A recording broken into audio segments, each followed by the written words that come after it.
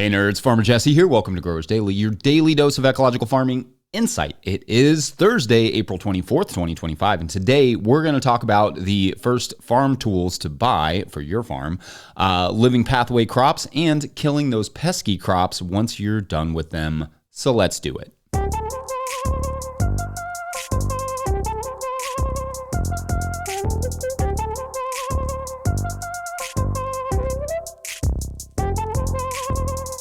All right, well, welcome to Thursday, friends, or TGIF, if you're on the other side of the world from me. I didn't have the most interesting of days yesterday. Did some spot weeding in the garlic and prepped the tunnel for some basil and cucumbers, hilled up the potatoes a bit, then had some random paperwork to do, which I will spare you the boring details.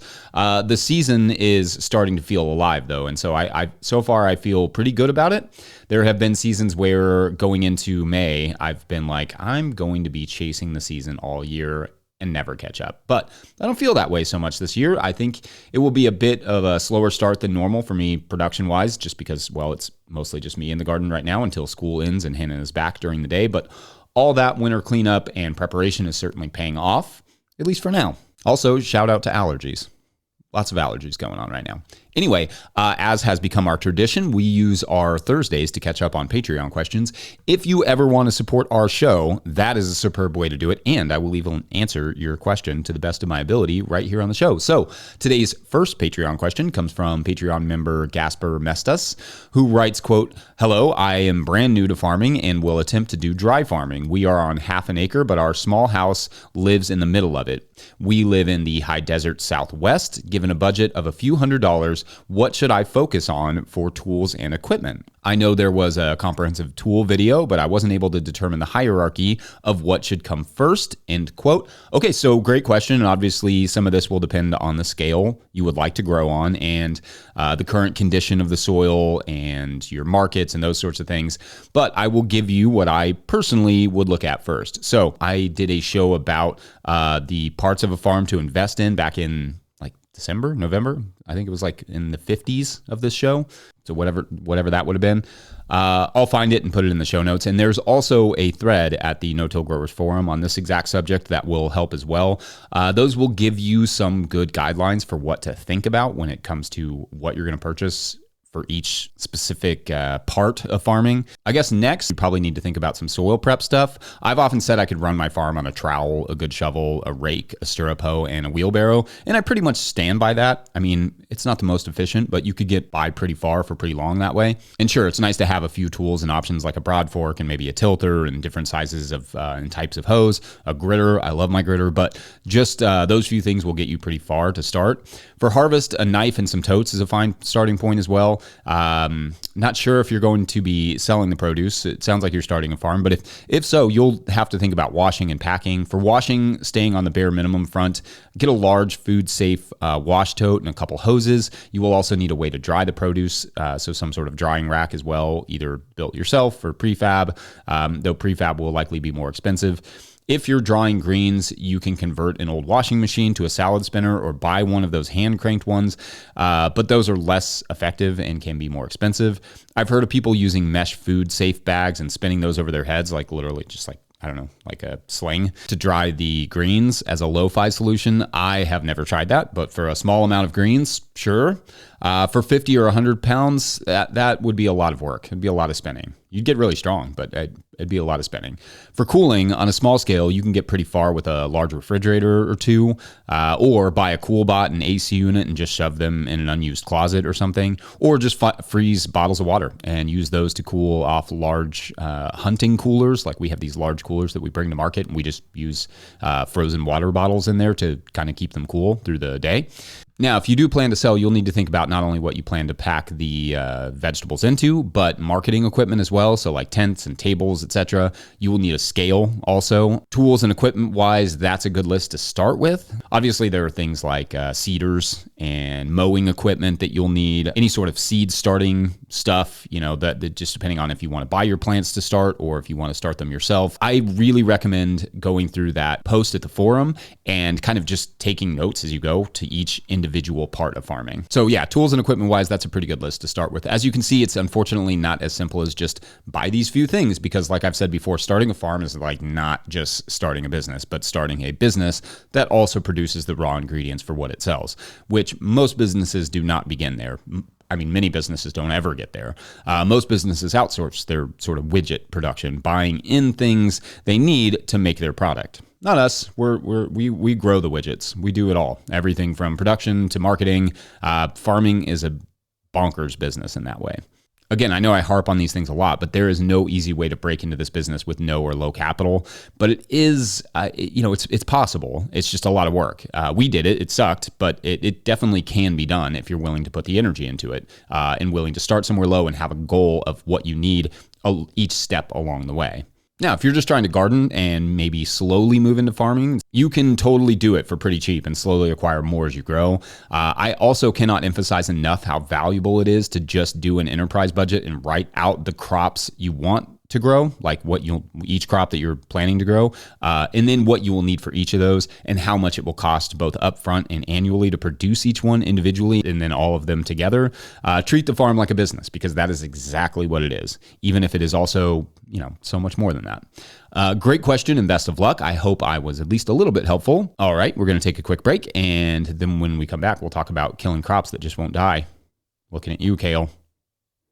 Wherever you are, BRB. Today's episode is brought to you by Farmhand. I started a CSA to grow food and build community, not to drown in admin work. Spreadsheets, emails, and pack lists take up too much time. If I could spend less time at my desk and more in the field, that'd be a win. Enter Farmhand. Farmhand automates billing, newsletters, websites, and member support, saving CSA farmers 20 plus hours a week. Focus on farming, not paperwork. See how Farmhand can help. Book a one-on-one demo with founder Ari at farmhand.partners/no-till. That's farmhand.partners/no-till. All right, back to the show. If you, the listener, are enjoying this content, getting even a small amount of value from it, consider supporting our work over at patreon.com/no-till-growers. I will try to get to questions from everywhere that questions come in, but I will always get to your Patreon questions. Now, today's second Patreon question comes from Patreon member Robert, who asks, quote, "Hey, Jesse, appreciate all you and the team do. Question, have you ever cut kale away right at or below the soil after the winter frost comes and kills it, and then in spring it's grown back? I was outside doing some seasonal prep work this week and noticed a few small kale plants sprouting from the soil.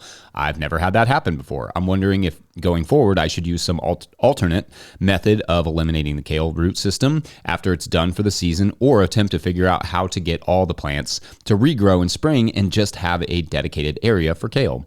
I plan on putting my summer squash where the kale sprouts are coming up. Anyway, good luck this season with all the crazy weather events lately. It seems like we'll all need it." End quote. Thanks, Robert, and great question. Good luck to you this season. I know I say this regularly, but my biggest weeds are almost always the last crop I grew. And this is especially true of kale that just does not want to die, which is a trick I wish it would teach the cucumbers. But basically, what I recommend, and of course many other farms like Singing Frogs Farm, some of my favorites, is where I kind of first came across this concept. What we recommend is that when it comes to turning over a bed from one crop to another, is to leave the roots in the ground as much as possible so they can slowly decompose and feed the soil. Crops like squash, lettuce, and others are relatively easy to kill by just cutting them at the soil surface level. Kale, not so much. It's an ornery thing, so it will often come back if you just cut it at the surface, and sometimes even when you cut it just below the surface level. So what to do about it? Well, to be honest, I don't do much of anything. I cut it as low on the stalk as makes sense for whatever I'm doing and how much ever time I have, usually with loppers. And then I plan to plant something that is easy to cultivate with the next season. So not, for instance, arugula or mixed lettuce, but something like tomatoes or maybe summer squash, like you mentioned. Then I just hit them again with a stirrup hoe or pick out the volunteers as I plant the next crop and as they pop up. In other words, I expect some returners.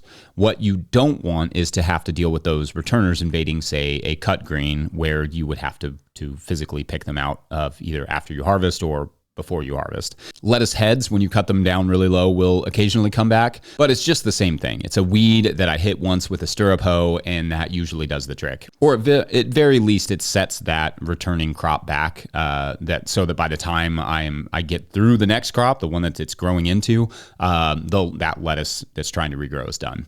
For me, I find them mostly benign, these weeds, but certainly for others, they're going to present a problem, especially if you're kind of type A and you like everything super, super clean.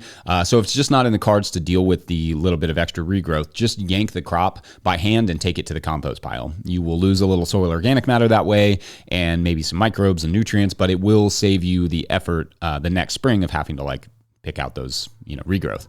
I do really like to leave the roots in there though. On the soil health front, if you left that crop's roots in the ground and then pulled the root up several months after the crop, that it dies, you will see worms and all sorts of stuff just chowing down in that root system, which is what you want and very cool. Just a very slow decomposition and re-release of those nutrients.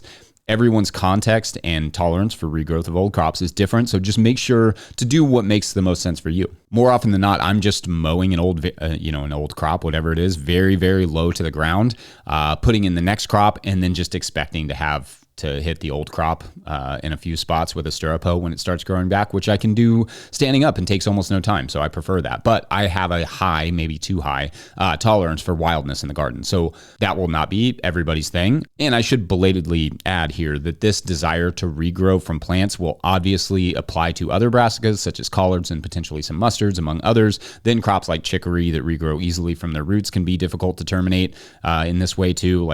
It's hard to leave the roots in the ground when that's kind of where they get all their energy. They just want to live, and it can be hard to kill them. Who can fault them? Anyway, great question, and I hope that was somewhat helpful. Up next, we'll take one more Patreon question for this day. This one on, speaking of wildness, living pathways and diversity. Be right back. Today's episode is also brought to you by FarmRaise. Still using QuickBooks for your farm's bookkeeping? You're wasting time and losing money. Farm finances can be overwhelming, but they don't have to be. FarmRaise Tracks is the all-in-one tool built just for farmers. Manage expenses, prep for taxes, run payroll, and plan for the future without spreadsheets or stress. Just clear, organized insights to keep your operation thriving. Thousands of farmers trust Tracks to make smart financial decisions all year long. It's time you did too. Use code NOTIL20, that's all caps, no spaces, NOTIL20 for 20% off the life of your membership at farmraise.com. All right, back to the show. All right, our third and final Patreon question of the day from the folks who truly do help make this show possible over there at patreon.com/no-till-growers comes to us from Patreon member Billy Reese, who writes, quote, I've been chewing on this dilemma for too long and I need to get seed down soon. I'm a flower grower and use Dutch white clover in my pathways. However, last fall I expanded production. I have 5-foot strips of bare ground at the ends of my new blocks, several 5-foot by 100-foot areas. The wider pathways also currently bare. Between newly planted woody ornamental and peonies, I want to increase the diversity of living pathways rather than just use white Dutch clover in those areas. I considered alfalfa and Roman chamomile mix at the end of the rows, but questioning the choice of alfalfa. Any suggestions on increasing diversity of perennial ground cover with moderate foot traffic in Zone 4B, now questionable Zone 5 according to the new maps? Thanks for all the great content. Cheers. End quote. All right, great questions, and I feel like we have not talked about living pathways in a while, so that's fun. And considering I am reseeding some of my own pathways now and managing others, it's good timing. So thanks, Billy. So I suppose alfalfa could work, but I honestly have not tried that one. In my experience, out of the many random things I have tried, clover is just the one that survives. And so for that reason, it's the one I just now generally suggest. Now, you could add in some different clovers like red and yellow, but by and large, white clover is going to make the most sense in the pathways, and it's also going to outcompete most everything else that you try to grow there. However, this obviously doesn't do anything for your diversity problem, and especially since you are already using the clover. So there are some things to be learned from what else competes with it naturally. On our farm, what thrives that is not clover are things like plantain and violets. Those come through the clover pretty easily. In the early spring, somewhat to my annoyance, are things like purple nettle and chickweed, which go bonkers in our paths in April. To crowd those out, perhaps something early in the spring, like perhaps a overwintered lacy phacelia could fit there nicely, or maybe it's like sweet alyssum. Non-spreading grasses are also something that compete well, such as perennial rye, perhaps. In the summer, there's also potential for things like flax, though, again, this is not one I've tried. And or you could maybe throw some, sorghum Sudan grass or something that can take a high mowing. That is a mowing that's several inches off the ground, like 6 if you can do it. The nice thing with grasses is they add some underground biodiversity, but also spiders tend to like that really hard structure, so that the habitat boost that you get is nice compared to the tender legumes that things like clover. There are, of course, thousands and thousands of plants out there that I have not tried, and almost certainly there are a few that would fit in there nicely alongside the clovers. I've not fully given up on looking for new crops to fill that space, but I've been pleased enough with the cost and the management of white clover to not feel compelled to really push it. This fall, though, I am definitely in need of something to overwinter and knock back the chickweed a bit, which has taken my predilection for allowing plants in the pathway to kind of go as an invitation to just completely take over, which is kind of that like give them an inch and they take a mile thing. Anyway, I know that's not super helpful, but I also think it's worth not overthinking it too much. If you want to use those areas at the end of your beds for a little diversity, perhaps, use that chamomile and maybe some yarrow or comfrey and native grasses and just whatever native flowers you like, and use those as native areas for beneficials and not so much as living pathways. Living pathways are great in my context, but there's a constant tension there. It's a little bit like we talked about a couple days ago with the letting the water in stuff. Stuff just wants to grow in the paths, and instead of fighting it, I'm choosing what's growing there and how tall. Clover seems to be the one crop that gets this relationship the best for us so far. Anyway, I will keep exploring living pathways and the plants that fit there, and folks can feel free to add their opinions and ideas in the comments. Otherwise, let's wrap this thing up with one last word from our friends at Rimmel Greenhouse Systems. Whether you're growing tomatoes for market, flowers in the spring, or vegetables for your family, growing in a high tunnel protected from the weather provides the right environment for a harvest you can count on. Rimmel greenhouses are strong, durable, and easy to assemble, offering the quality you need to grow productively year-round.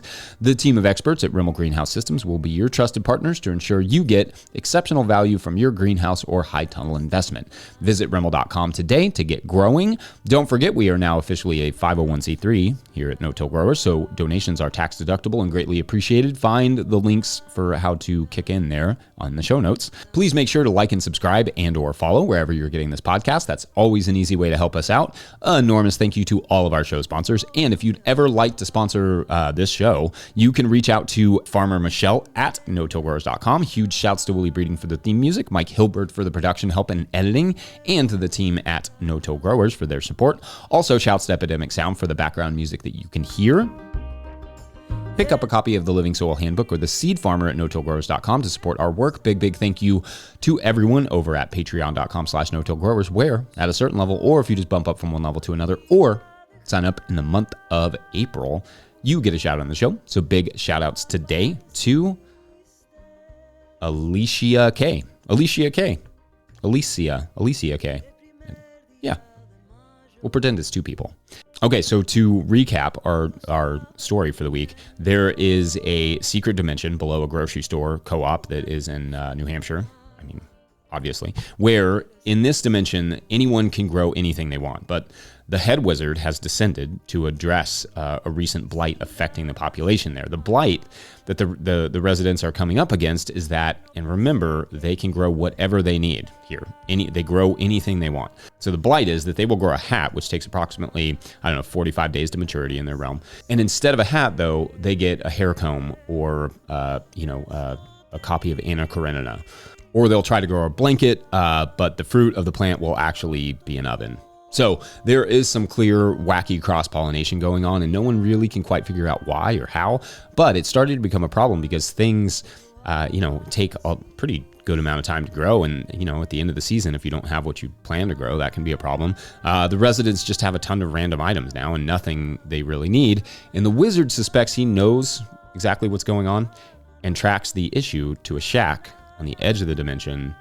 What he finds there, that is for tomorrow, which is called Friday, and our conclusion. Thanks for watching and or listening. We will see you then